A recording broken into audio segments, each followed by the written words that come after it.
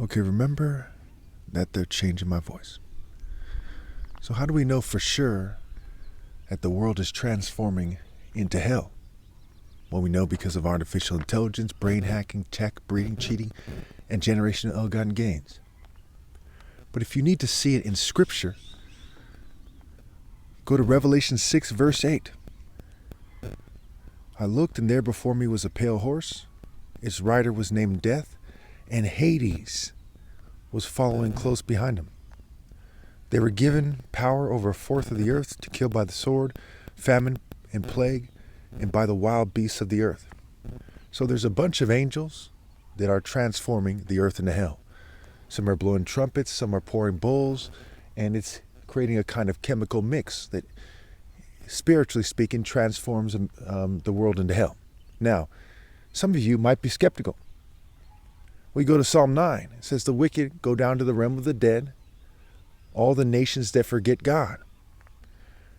We see where Christ says in the story, says, and you, Capernaum, will you be lifted to the heavens? No, you will go down to Hades. It said, you will go down to Hades. And we see in Isaiah 24, it says that the earth sinks, never to rise again. And Isaiah 34 says the earth will be totally destroyed. All the armies, all the peoples. In Revelation 19, all the peoples of the earth, all their flesh is eaten by the birds and the wild animals. So they're transformed into something else. And when we see the breeding that's been going on, and we see the way people look, the look in their eyes, we see the evidence that the governing class does worship the devil, and they're loosely following the script, not in a way that is logical or sound, certainly not in the way that's going to cause them and their offspring to go to heaven.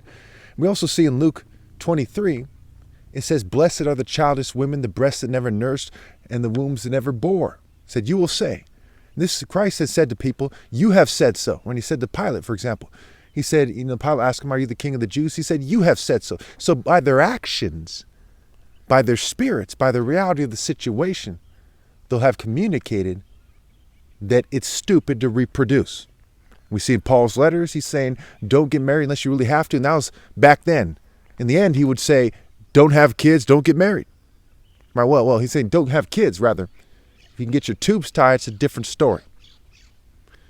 Okay, Christ in the story says that for those who can take it, they should be living like eunuchs. Pretty straightforward. The world is lost in wickedness, and as they cheat me out of my right to lead, they're going down to Hades. Again, with the Capernaum part, notice it used the word Hades. And Hades was following behind the rider on the pale horse, who was just one of 4 horsemen, and there's other things that take place as well.